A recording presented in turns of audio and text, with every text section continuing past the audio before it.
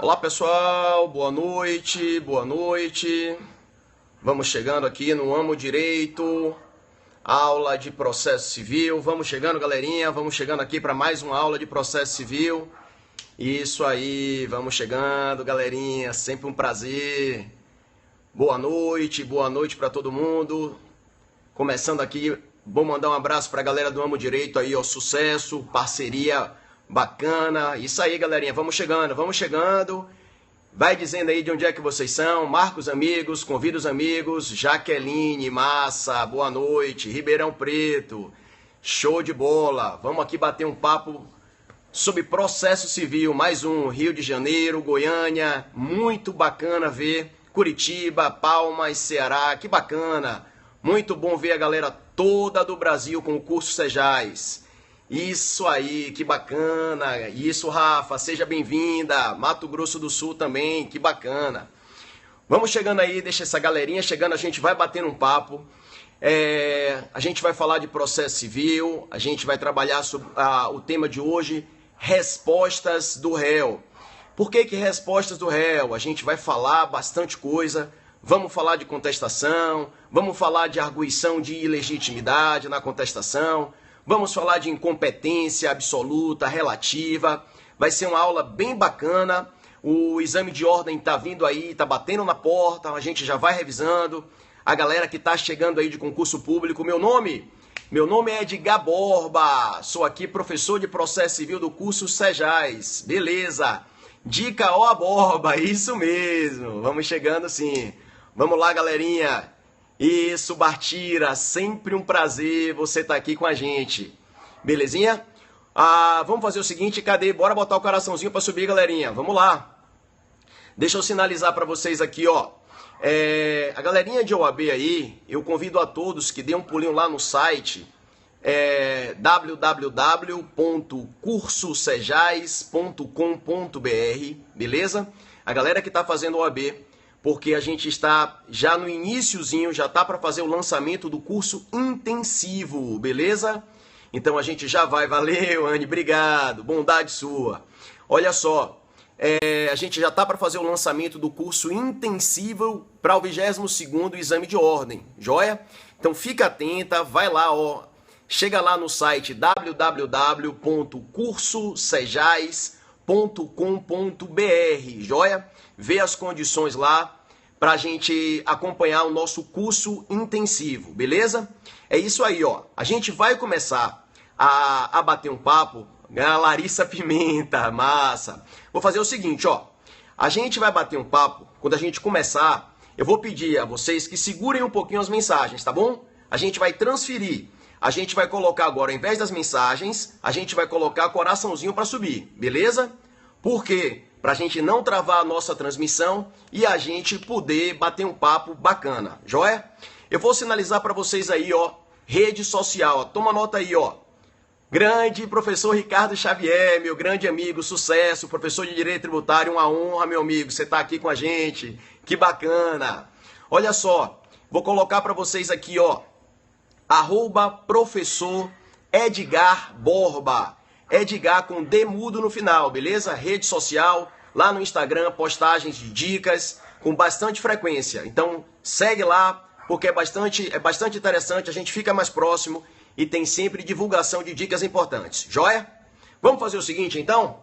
Já que a galerinha já está chegando, eu quero conversar com vocês hoje, em verdade, sobre respostas do réu. Sabe por quê? Repetindo então, antes da gente entrar no assunto, ó.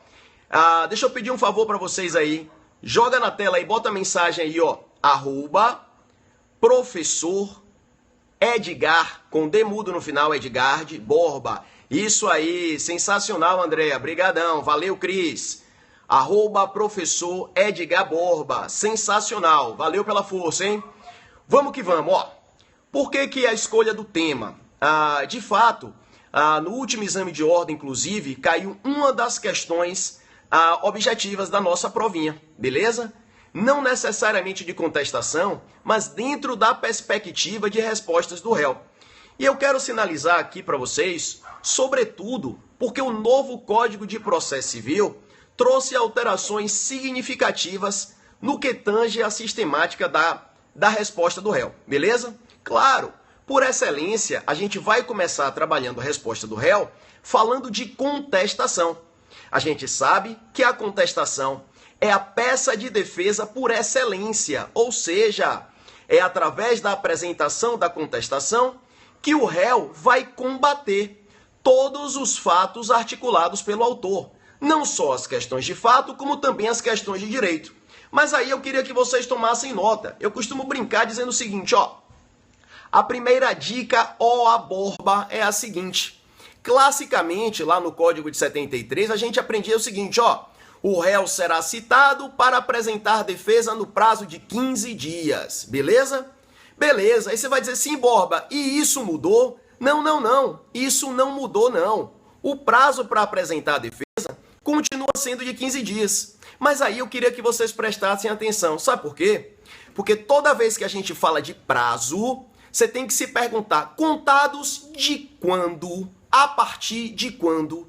E aí é o que eu quero cuidar de vocês. Sabe por quê? Porque o artigo 334, ele traz um regramento bem interessante. O prazo para apresentar defesa, de fato, é de 15 dias. Lembrando que os prazos processuais contar-se-ão em dias úteis. A questão agora é saber a partir de quando, Borba, flui o meu prazo de defesa. Toma nota aí comigo, ó.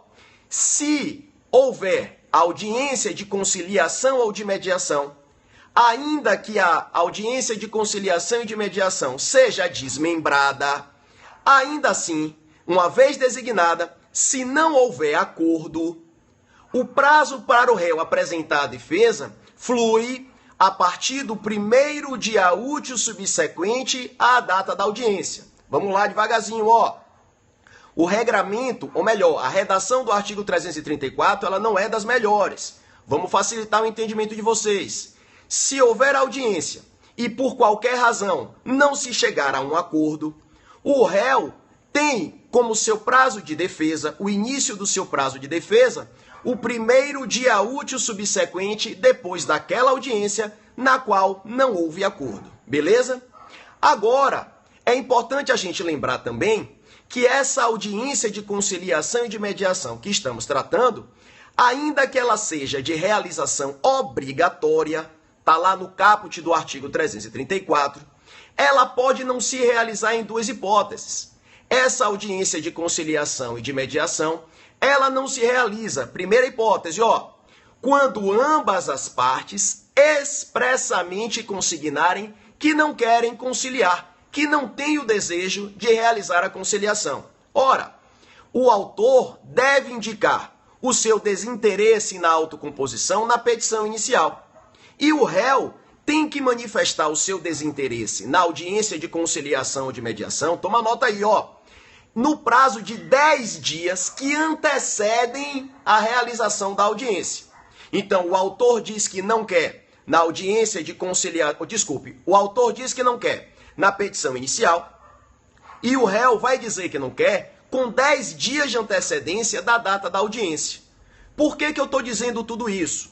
Porque a partir do momento em que o réu faz o protocolo da petição dizendo que não quer a audiência, a partir do momento em que o réu faz o protocolo da petição pedindo o cancelamento da audiência, a partir daquele momento começa a fluir o prazo da sua defesa. Então, o que é que a gente vai levar em consideração? Ó, vamos recapitular devagarzinho. Isso é extremamente importante. A galera que está militando na advocacia, ó, presta atenção. Se houver audiência, não teve acordo, o prazo de defesa é no primeiro dia útil subsequente depois da audiência. Beleza. Mas, se o autor disse que não quer audiência, e ele pode fazer isso na petição inicial, se o réu também disse que não quer audiência, o réu pode fazer? Pode. Qual o prazo que o réu tem para fazer isso? 10 dias de antecedência da data da audiência. Mas no momento em que o réu faz a petição e diz, eu não quero a audiência, é a partir daquele momento que flui o prazo de 15 dias para que ele, querendo, apresente a sua contestação. Beleza? Então, essa é a segunda regra para a contagem do prazo. Beleza? Temos a terceira. A audiência de conciliação ou de mediação, ela também pode não ser realizada. se a ação não admitir autocomposição. Beleza? Então, a assentada de conciliação de mediação, ela é obrigatória, beleza. Mas, se ambas as partes dizem que não querem, ela não se realiza. Se a ação também não admitir autocomposição, ela não vai ser realizada. E aí eu tô vendo aí na cabecinha de vocês, Borbinha, me dê um exemplo aí. Grande professor Diego Oliveira, um forte abraço, meu irmão, um forte abraço. Que Deus esteja com vocês aí, meu irmãozinho. Forte abraço, bom te ver aqui.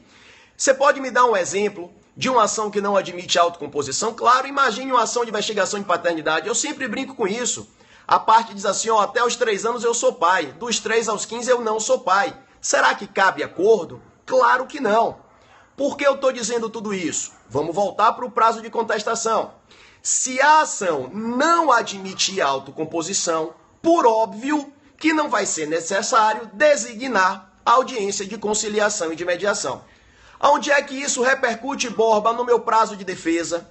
Se eu estou diante de uma ação que não admite autocomposição, o prazo de defesa para o réu vai fluir em função da modalidade de citação. Descomplique, não tem problema nenhum.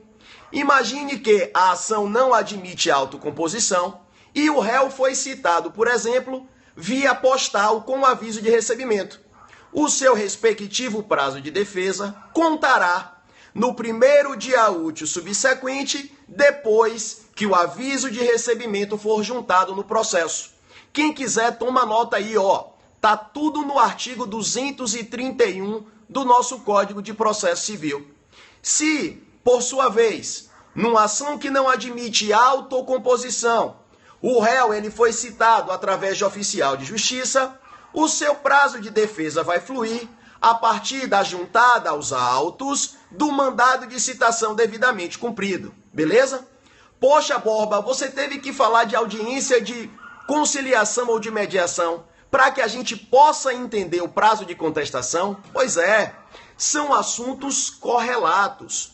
Toda vez que a questão trouxer para a gente no seu enunciado prazo para apresentação de defesa, inevitavelmente, pessoal, a primeira dica que eu dou é: vamos identificar, teve audiência ou não teve audiência? Se teve audiência e não teve acordo, fica fácil. No primeiro dia útil subsequente é o prazo de defesa. Não teve audiência, a gente vai se perguntar, não teve por quê? Se não teve porque as partes não querem conciliar, o prazo de defesa é no momento em que o réu peticiona, abrindo mão da designação da audiência. Beleza. Mas a gente tem que se perguntar, por que não teve audiência? Não teve porque a ação não admite autocomposição. Como é que vai ser o prazo de defesa então? Vamos recapitular. A partir da juntada aos autos do aviso de recebimento, se a citação foi postal, a partir da juntada aos autos do mandado de citação devidamente cumprido, se a citação foi através de oficial de justiça, por exemplo. Beleza? Pois é, pessoal, o artigo 334, ele não traz uma redação muito clara, mas isso aqui é o que a gente tem em síntese com relação ao prazo para apresentar a contestação. Beleza? Só que eu quero sinalizar outra coisa também com relação à contestação. A gente tem 2 grandes princípios basilares. O primeiro princípio que lastreia a contestação é o chamado princípio da concentração da defesa, também conhecido como princípio da eventualidade. Gente, processo civil é tão lindo, processo civil é tão simples, que a própria nomenclatura já facilita nosso entendimento. Olha o que o princípio diz, princípio da concentração da defesa. O que quer isso dizer é o seguinte: compete ao réu, na contestação, juntar, alegar toda a sua matéria de defesa com que pretende impugnar as alegações de fato e de direito. Ou seja, é como se a lei dissesse: ó réu, você quer se defender? Que o faça através da contestação. Mas pegue toda a matéria de defesa e concentre na própria contestação. Porque, como regra, você não vai mais poder fazer outro tipo de alegação depois de apresentada a contestação. Por isso que o princípio diz, princípio da concentração da defesa, também chamado de princípio da eventualidade. Olha só, por esse princípio, o réu tem o ônus de alegar toda a matéria de defesa, não podendo fazer novas alegações depois de apresentada a contestação. Toma nota quem quer aí, ó, artigo 336 do Código de Processo Civil, beleza? Mas esse princípio da concentração da defesa, ele pode ser mitigado, ele pode ser flexibilizado. Anota aí, ó, artigo 342 do Código de Processo Civil traz 3 situações nas quais o princípio da concentração da defesa pode ser flexibilizado. Quer ver uma coisa? O réu, é lícito ao réu deduzir novas alegações, mesmo depois da contestação, em 3 hipóteses. Vê se vocês concordam comigo, ó. Imagine o seguinte, imagine que é ajuizada contra mim uma ação de cobrança. Eu apresento a minha contestação. Entretanto, mesmo depois da contestação, eu efetuo o pagamento da dívida. Claro que, mesmo depois de contestada a ação, me é lícito indicar para o magistrado que eu efetuei o pagamento. Ou seja, o artigo 342, inciso 1, admite que sejam formuladas novas alegações depois da contestação relativas a fato ou direito superveniente. O direito que me ocorreu ou um fato que me ocorreu depois de apresentada a defesa, beleza? A alegação de pagamento, por exemplo, pode ser enquadrada nessa perspectiva. Tranquilo?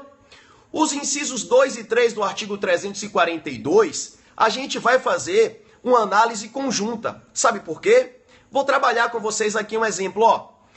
Toda matéria de ordem pública, exemplo, incompetência absoluta, condições da ação, pressupostos processuais, são consideradas matérias de ordem pública. E em sendo consideradas matérias de ordem pública, podem ser conhecidas pelo juiz a qualquer tempo e em qualquer grau de jurisdição. Inclusive, podem ser conhecidas de ofício pelo magistrado.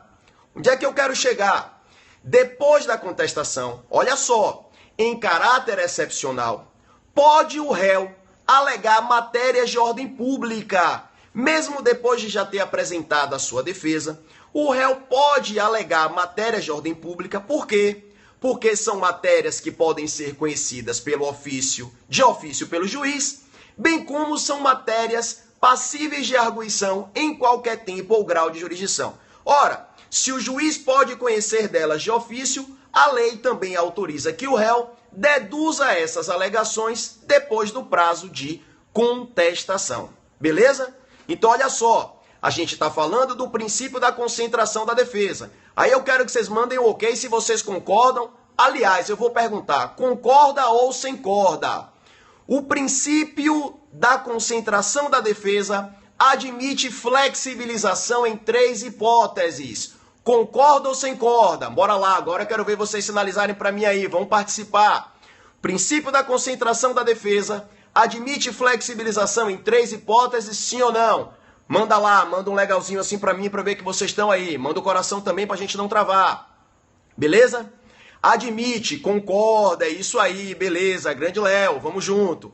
Admite flexibilização sim, concorda se aquela alegação não combatida como verdadeira.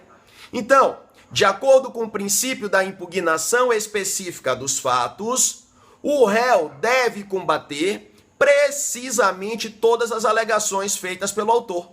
E aquelas alegações que não forem precisamente impugnadas serão consideradas como verdadeiras. Por que, Borba? Porque quem cala, consente. Tá lá no artigo 341. Só que eu queria que vocês tomassem nota aí, ó. Dica a Borba.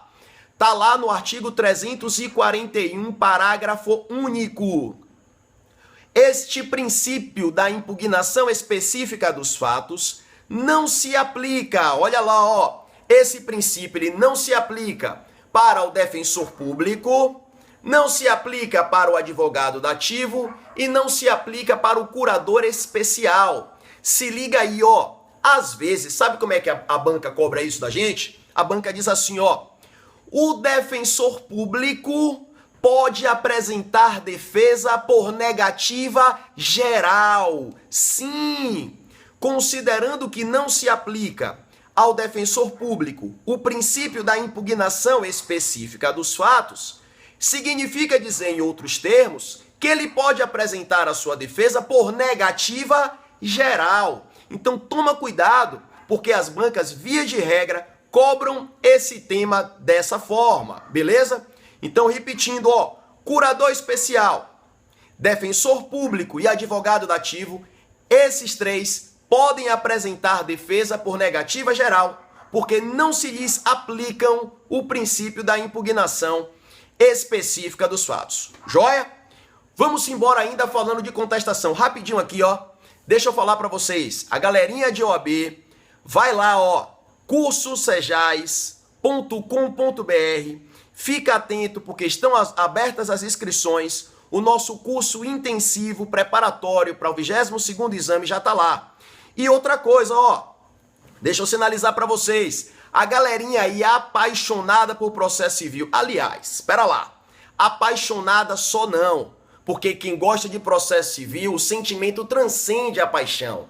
Aqueles que efetivamente amam o direito civil, amam o processo civil, porque seguramente processo civil, como eu digo, é o mais belo dos belos, o mais importante de todos os ramos do direito. Eu quero sinalizar para vocês aqui e fazer um convite, Estamos no período de inscrição do 22º exame e com todo orgulho do mundo, junto com minha grandíssima amiga, professora Fernanda Barreto, e com meu amigo e irmão Danilo Santana, o nosso curso Sejais está lá com a segunda fase de Direito Civil. Então, quem for fazer Direito Civil, na segunda fase, conta com a gente lá, firme e forte, em caráter inédito em todo o Brasil, nos cursos de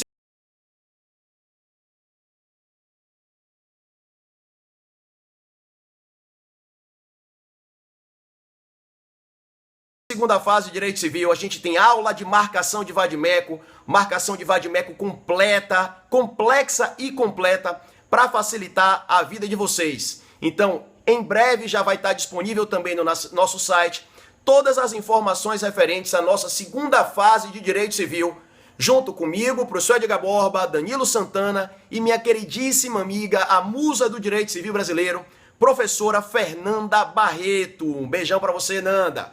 Beleza? Show de bola, galerinha. E o intensivo para a primeira fase, cursosejais.com.br, capitaneada por nosso grande mestre José Aras. Beleza? Respirou, vamos voltar para a contestação. Se liga nisso. A contestação, ela vai ser dividida em dois momentos diferentes. Por quê? Na minha peça de defesa, eu tanto posso fazer o seguinte, eu tanto posso apresentar uma defesa processual, como também posso apresentar uma defesa de mérito. E aí vem uma brincadeira clássica que eu faço nas aulas, mas que facilita o entendimento. Borba, eu já sei que eu tenho defesa preliminar e tenho uma defesa de mérito. Mas como é que eu sei o que é que vem antes e o que é que vem depois? Aí basta vocês se perguntarem, quem vem antes de quem?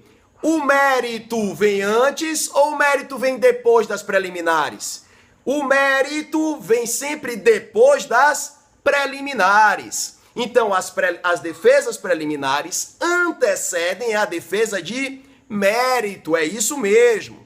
Defesa preliminar também é conhecida como defesa processual. Mas aqui, pessoal, eu quero muito cuidado de vocês, porque é um tema super simples e muitos alunos às vezes se confundem. Pelo seguinte, não é necessariamente toda a defesa processual que vai levar à extinção do processo sem resolução do mérito, não.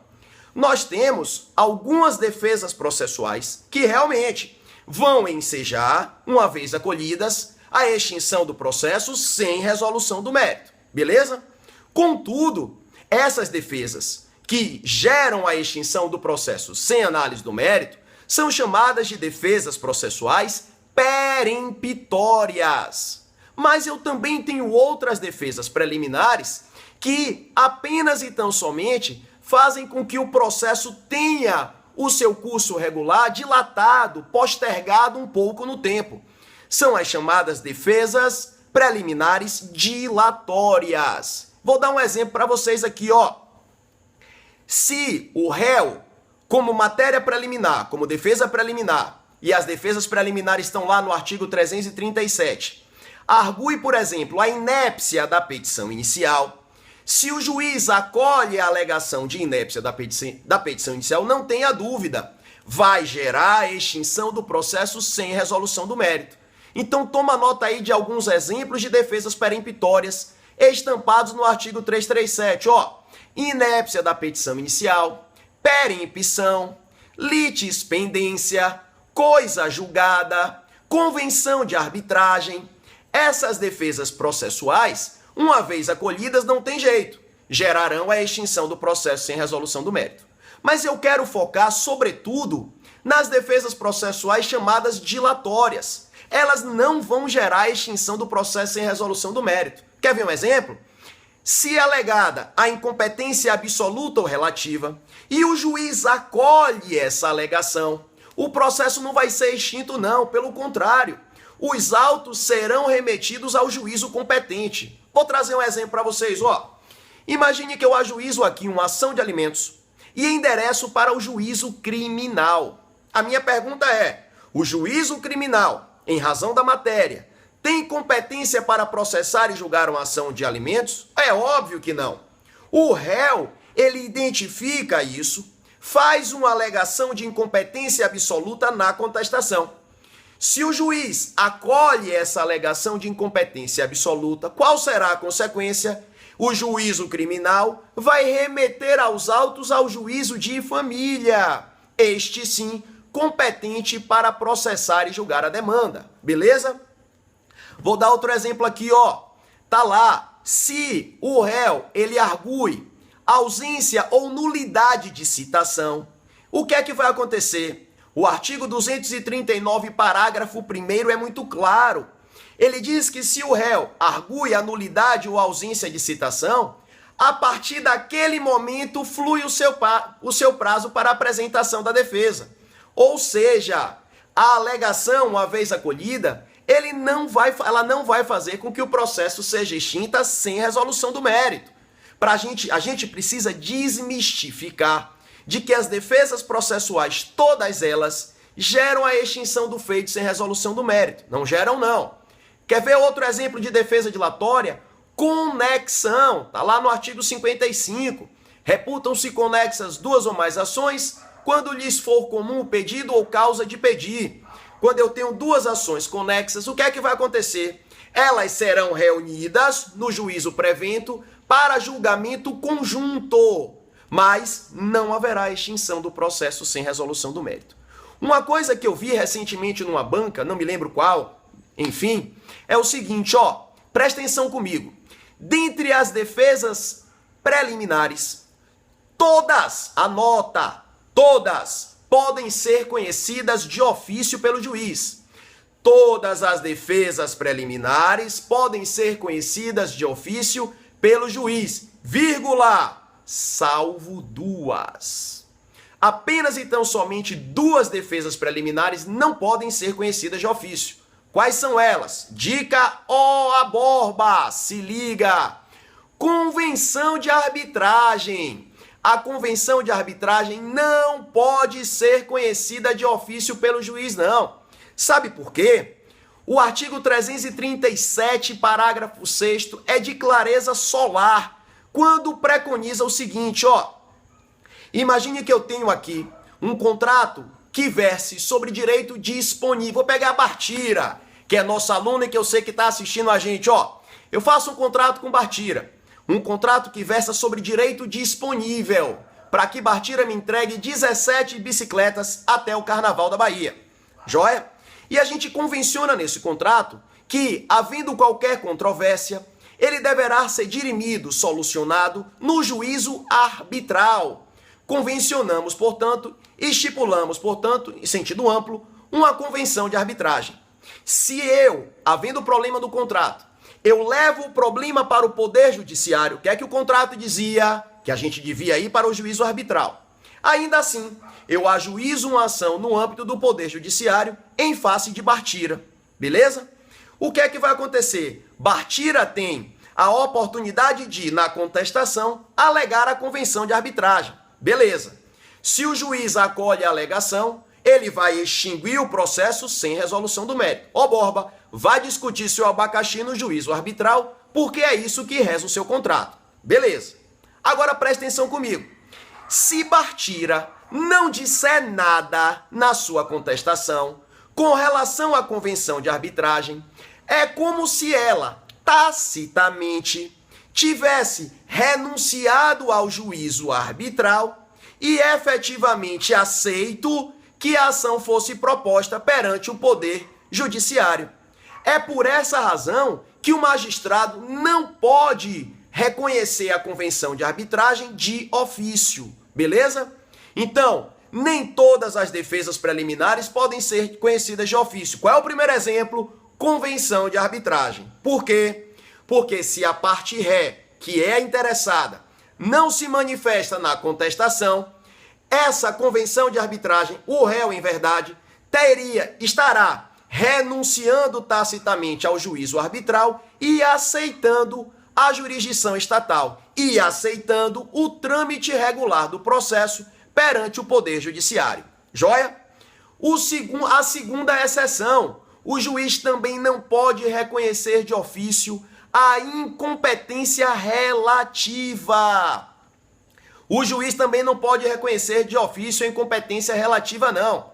A incompetência relativa pode ser relacionada ao território ou ao valor da causa. Sabe por quê? Porque o artigo 65, anota aí, ó. Artigo 65 é muito claro quando diz o seguinte, ó. Ele diz assim, vou dar um exemplo para vocês aqui, ó. Vou pegar como exemplo meu grande amigo Ricardo Xavier. Ricardinho, que está com a gente aí, grande professor de Direito Tributário. Vou imaginar o seguinte, ó. Eu vou ajuizar uma ação de cobrança contra Ricardinho, Ricardo Xavier, beleza? Só que eu moro em Salvador e Ricardinho mora em Feira de Santana, interior aqui do estado da Bahia.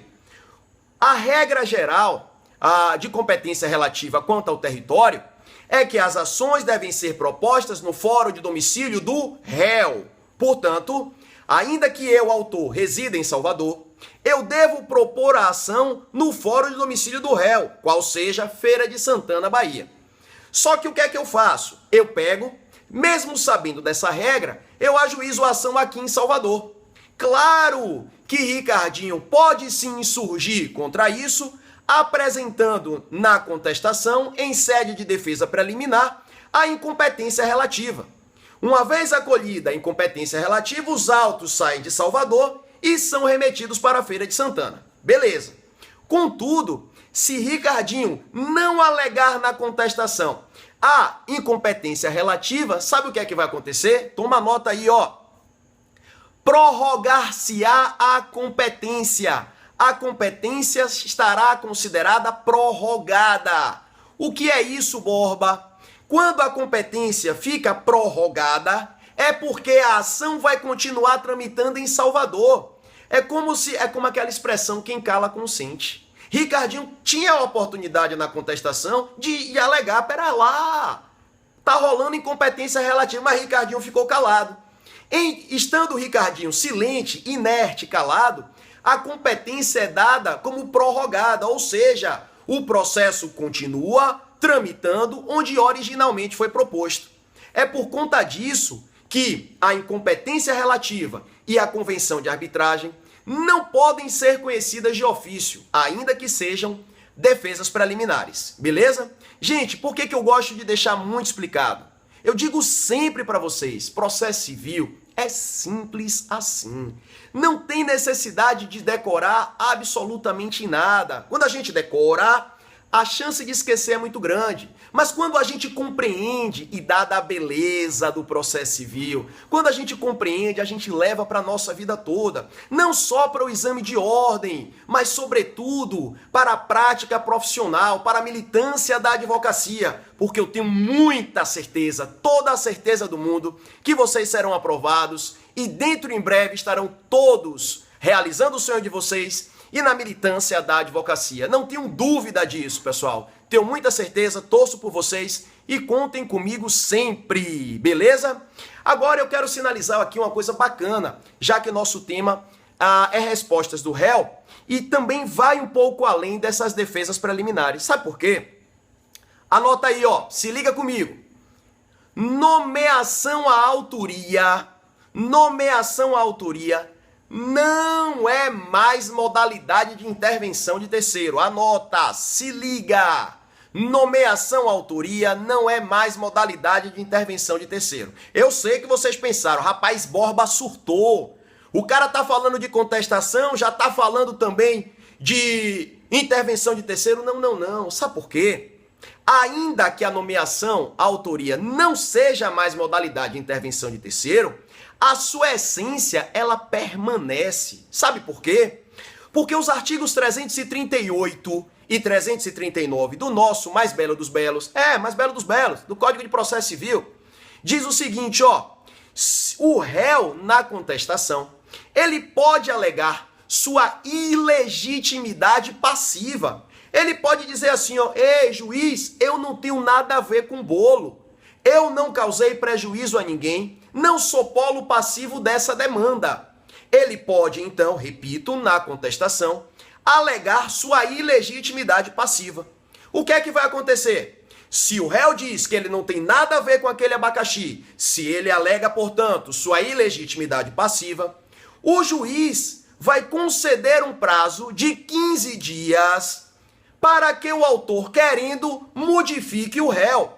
Ou seja, o réu, alegando sua ilegitimidade passiva, compete o magistrado, ele vai facultar no prazo de 15 dias para que o autor substitua o réu ou não.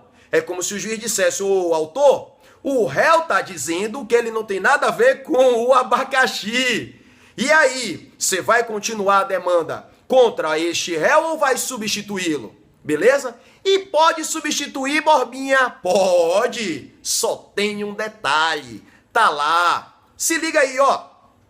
Se o autor quiser substituir o réu, já que o réu alegou sua ilegitimidade, ele pode, mas ele vai ter que coçar o bolso. Ele vai ter que coçar o bolso. Como assim? Se o autor substitui o réu, ele vai ter que ressarci-lo das despesas que eventualmente teve, bem como pagar honorários de sucumbência ao advogado do réu, no percentual entre 3 a 5% do valor da causa. Vamos ser mais aqui objetivo, vamos ser mais direto, ó. Se o autor substituir o réu, pode. Beleza, não tem problema. Ele vai ter que reembolsar o réu das despesas que o réu teve e vai ter que pagar honorários ao advogado do réu também. De quanto são esses honorários, Borbinha? 5% do valor da causa. Joia? Só que agora eu quero trazer para vocês o que o artigo 339 fala pra gente, galera. Cuidado, se liga aí, ó. Toda vez que o réu souber, vou trazer aqui para vocês, caiu no exame de ordem. Eu tô de carona num carro com o Mário, joia? Mário acaba batendo no carro de Antônio. Quem estava dirigindo fui eu ou foi Mário? Eu sou carona, quem bateu lá foi Mário. O que é que acontece? A vítima, quando ajuiza uma ação indenizatória, ao invés de ele ajuizar uma ação indenizatória contra o motorista, ele ajuiza a ação indenizatória contra a Borba. Eu posso ou não posso alegar minha ilegitimidade passiva? Claro que sim. Aí vai o autor que vai querer, se ele quiser substituir, vai me reembolsar das despesas e vai pagar honorário de 3 a 5%. Beleza. Joia? Só que aqui entra a regrinha do artigo 339. Sabe por quê? Toda vez que o réu tiver conhecimento do verdadeiro causador do prejuízo, ele deve indicar quem é. Como assim? Eu estava de carona, logo a demanda foi proposta contra mim, mas eu tenho pleno conhecimento quem causou o acidente. Eu tenho pleno conhecimento de que foi Mário que estava dirigindo. Nessa hipótese, se eu não indicar expressamente, eu vou ser responsabilizado por eventuais prejuízos causados à parte. Beleza? Então, toda vez que o réu tem conhecimento do verdadeiro causador do acidente e ele quiser alegar a sua ilegitimidade passiva, eu tenho que dizer, não fui eu, mas foi Mário. Beleza? É quase uma imposição de caguetagem. É quase uma imposição para que o réu atue como dedo duro. Porque se ele não fizer, a responsabilidade por eventuais prejuízos recai sobre ele. Joia? Se liga nisso daí. Agora, pessoal, deixa eu finalizar aqui com vocês falando do seguinte, ó. Quero que vocês se liguem em 3 situações. Anota aí, ó. Incompetência relativa, incorreção do valor da causa, indevida concessão da assistência judiciária gratuita. Olha só, são três hipóteses de defesas preliminares, que têm um regramento diferente no CPC de 2015. Por quê?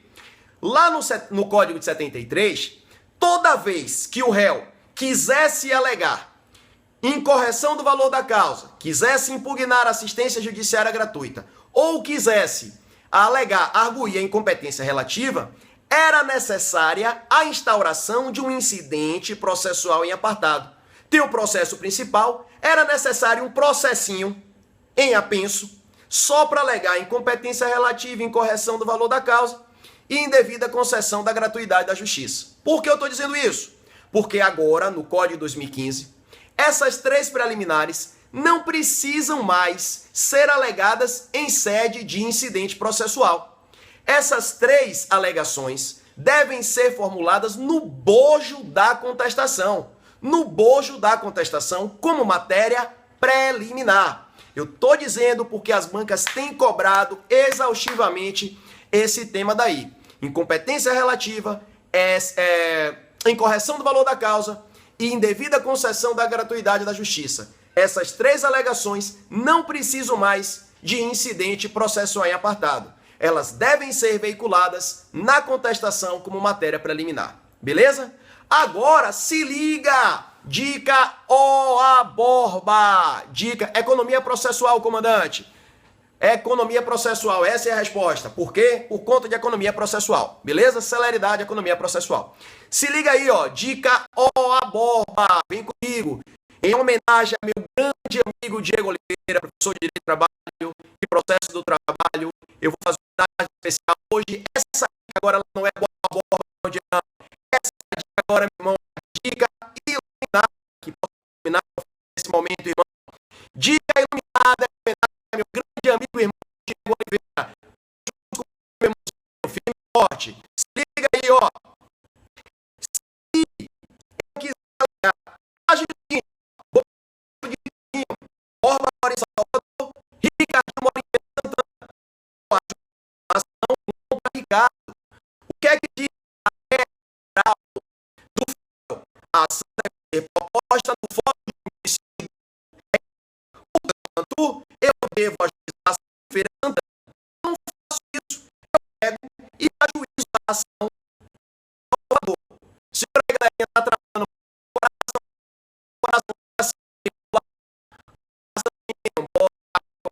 galera,